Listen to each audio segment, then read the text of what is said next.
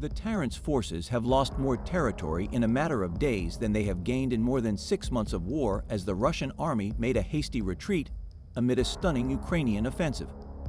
Russia has lost about $1 billion in military equipment during a 3-week counterattack that has seen tanks and ammunition abandoned by fleeing battalions. Dramatic footage has captured Russian troops surrendering en masse, with reports of moral decline among soldiers. The disastrous situation for Putin has left those living in Russia's Belgorod fearing for their safety as fed-up troops flooded into the region. Refugees from the nearby Kharkiv region, where Ukraine says it has reclaimed more than 3,000 square miles of territory, have also arrived in cars. Explosions can be heard in Belgorod from war-torn Ukraine. But in recent days, the region itself has been hit by a new round of attacks. On Saturday, at least 1 person was killed and 2 injured, officials in the area said. Authorities in Belgorod are now facing calls from terrified residents to take action as nighttime explosions roil the region. Ukraine has yet to hint at its plans to take the war across the border, but refugees from territory retaken by Ukrainian heroes continue to flood in. Putin had hoped for a quick victory in Ukraine, but his army has been met by the Ukrainian resistance with a plethora of hardware that defenders of the hero deem useless. It came as Russian troops were killed 10-1 by Ukrainian heroes as Vlad's troops dumped rusty Soviet tanks in a chaotic resting place, defense officials claim. Alexei Danilov, secretary of the National Security and Defense Council, said the Kremlin's losses were significantly higher than those of Ukraine. In recent days, Ukrainian officials are estimated to have reclaimed some 3,000 square kilometers of territory from Russia. This marks the most dramatic shift on Ukrainian soil since the start of the war in February. British intelligence put the scale of recaptured Ukraine at twice the size of Greater London, and including the main city of Izium.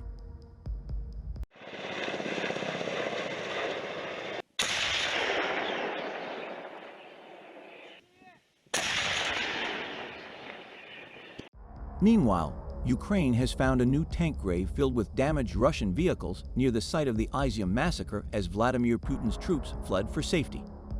Mad Vlad's impressive military gear lies near the bush after Ukraine took new territory during its lightning counterattack.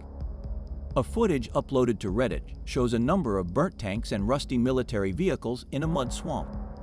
It came as the Ukrainian fighters had captured their first village in Luhansk and showed no sign of slowing down. President Vladimir Zelensky's brave men regained control of the Kreminna and the village of Belohorivka, close to the city of Lysychansk.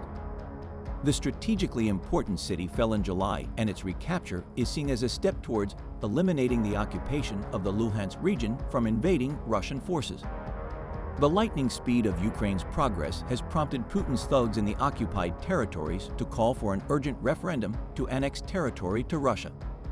Russian troops have been pushed almost entirely out of Ukraine's northeastern Kharkiv region since Ukraine began its latest retaliatory offensive to retake its territory. This latest development also means Ukraine has exposed one of Moscow's remaining main supply routes.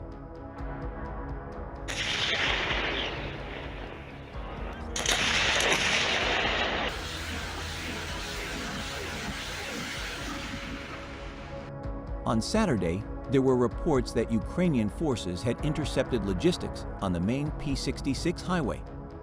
This, said President Zelensky, will pave the way for attacks on Russian troops in the eastern Donbas region. Indeed, Oskil flows south into the Donets-Seversky River, which in turn flows through the Donbas. The Donbas were Moscow's prized territory and the main focus of the invasion. Meanwhile, in the south of the country, Ukraine accused Moscow of shelling the Pivdeno-Ukrainska nuclear power plant in the Mykolaiv region this morning. Meanwhile, the U.S. ambassador to Ukraine, Bridget Brink, told the local press that Washington, D.C. has plans in case Mad Vlad launches a nuclear strike on Ukraine.